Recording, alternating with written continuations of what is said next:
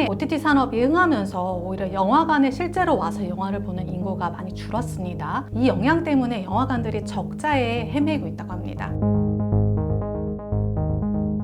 특히 지방 같은 경우는 젊은이들 인구 감소 때문에 영화관에 오는 젊은이들 인구도 많이 감소를 했죠. 건물주는 영화관을 위해서 특별한 건물을 만들어 주었습니다. 그 과정에서 10년이고 20년이고 여기를 영화관으로 쓰세요. 장기 임대차 계약을 체결해 둔 경우가 굉장히 많습니다. 그러다 보니까 영화관 입점업체 같은 경우에는 이 정도로 장사는 안 되는데 내가 이 임대차 계약을 유지할 실익이 있는가에 대해서 의문을 가지기 시작을 했고, 실제로 최근에는 소송을 진행을 해서 내가 임대차 계약에서 빠져나가겠다라고 해서 임의 해지죠. 내 자의로 인한 해지, 임의 해지권을 행사를 하고 그에 따라서 임대차 계약이 해지되는 판결까지 나오기 시작하였습니다.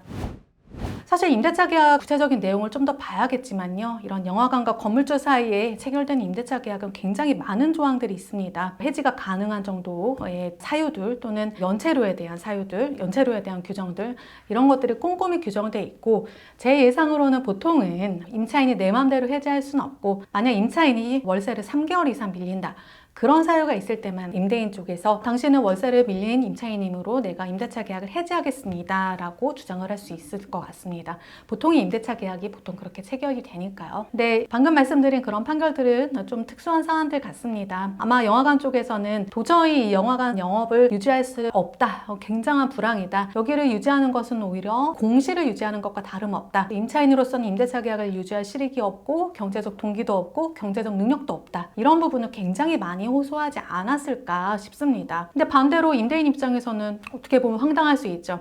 영화관 입점을 위해서 건물을 크게 만들고 거기 1, 2, 3층을 다 할애를 해줬고, 이 영화관 임차인이 빠져나가면 다른 누구한테 임대를 줄 수도 없는 특수 목적의 건물들입니다. 그런데 단지 영업이 되지 않는다는 이유로 임대차 계약이 일방의 의사에 의해서 해지가 된다고 하니 청천벽력 같은 소식이겠죠. 제가 방금 언급해드린 사안에서는 사실 그 계약서에 아마 위약금이 규정돼 있었나 봅니다. 그래서 중도에 해지하는 경우에는 위약금이 얼마 있다라고 했는데, 영화관 입점 업체 측에서 굉장히 많은 호소를 했나 봅니다. 경제적으로 어렵다는 부분 설명을 해서 그 위약금이 상당히 감액이 되지 않았나 싶고요. 결국 임대차 계약 하나 체결되면 분쟁이 이렇게 한두 개씩은 반드시 생기는 것 같습니다. 만약 임대차 계약에 임차인이 해지할 수 있는 조항이 없다라고 하더라도 이 사안에 비추어 본다라고 하면 이 임대차 계약을 유지할 실익이 전혀 없고 임대차 계약을 유지하고 싶지가 않다, 그러면 임의 해지권이라는 걸 행사를 해서 일단 소송을 제기해 볼 수 있다는 단서를 얻을 수 있긴 합니다. 근데 무엇보다도 제일 중요한 것은 임대차 계약의 내용인 것이고요.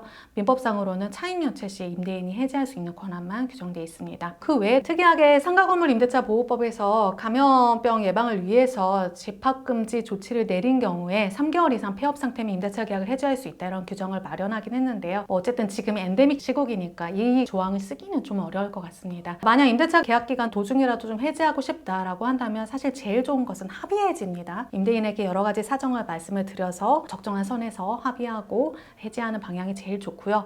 만약 임대인 측에서 원하지 않는다면 결국에는 소송으로 임의해지권이라는 걸 행사를 해보고 거기서 적정한 선에서 또 법원의 양보 결정을 받는 것이 좋을 것 같습니다. 이에 관련해서 문의사항 있으면 언제든지 연락 주십시오.